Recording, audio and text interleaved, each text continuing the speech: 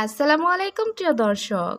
আজকে আপনাদের জানাবো হজরত মোহাম্মদ সাল্লাল্লাহু আলাইহি ওয়াসাল্লাম এবং বিবি খাদিজা রাদিয়াল্লাহু তাআলা আনহা এর বিবাহের ঘটনা। হজরত খাদিজার মাতা মহানবীর জন্মের 5 বছর পর মারা যান।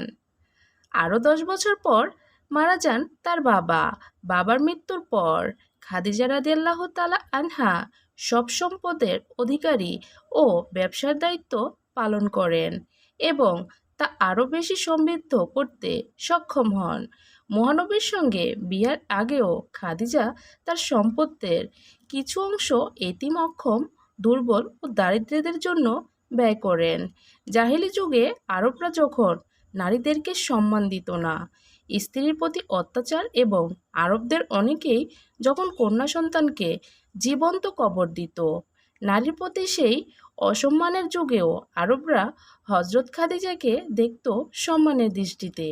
দানশীলতা ও মানুষের সঙ্গে সদাচরণের কারণে জনগণ তাকে বলতো কোরাইশ রাজকন্যা।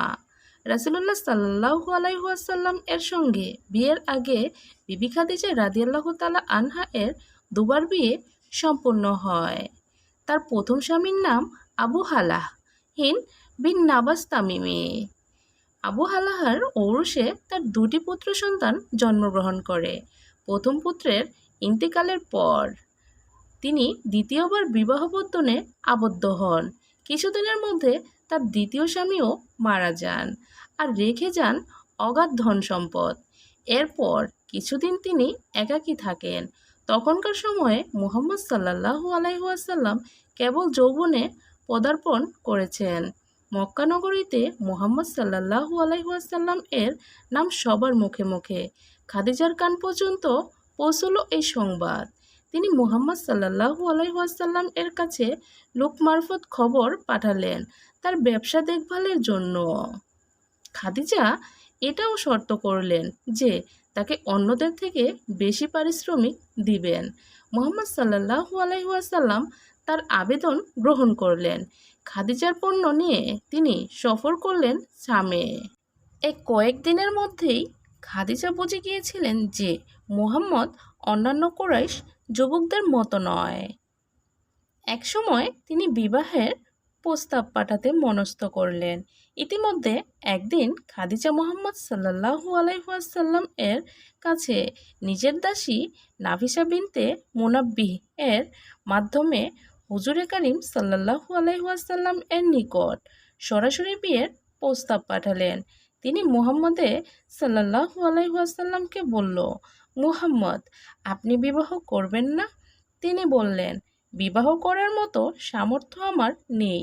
লোকটি বলল, যদি সেসবের প্রয়োজন না হয় আর আপনাকে একজন সুন্দরী, অভিজাত, ধর্নাঢ্য নারীর প্রস্তাব করা হয়, তাহলে কি আপনি তা কবুল করবেন?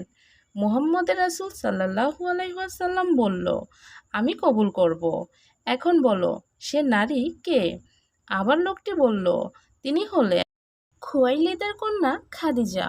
মুহাম্মদ রাসূল সাল্লাল্লাহু আলাইহি ওয়াসাল্লাম বললেন, এটা কি করে সম্ভব?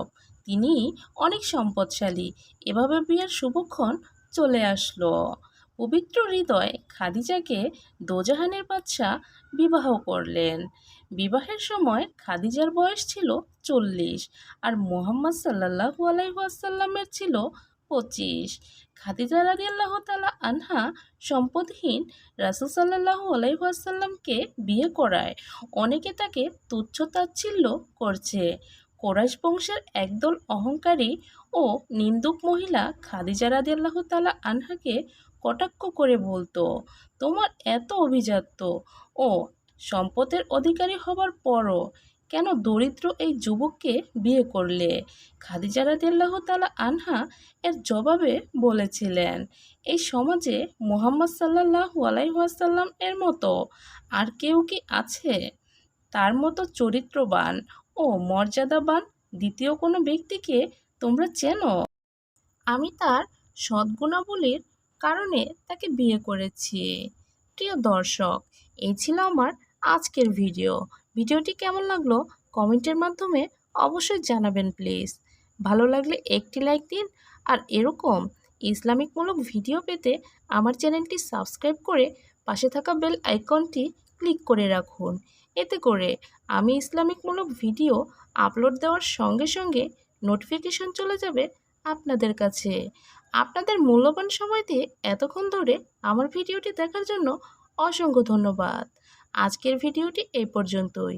পরবর্তী ভিডিও দেখার আমন্ত্রণ জানিয়ে শেষ করছি। এই পর্যন্ত আপনারা ভালো থাকবেন, সুস্থ থাকবেন। আল্লাহ হাফেজ।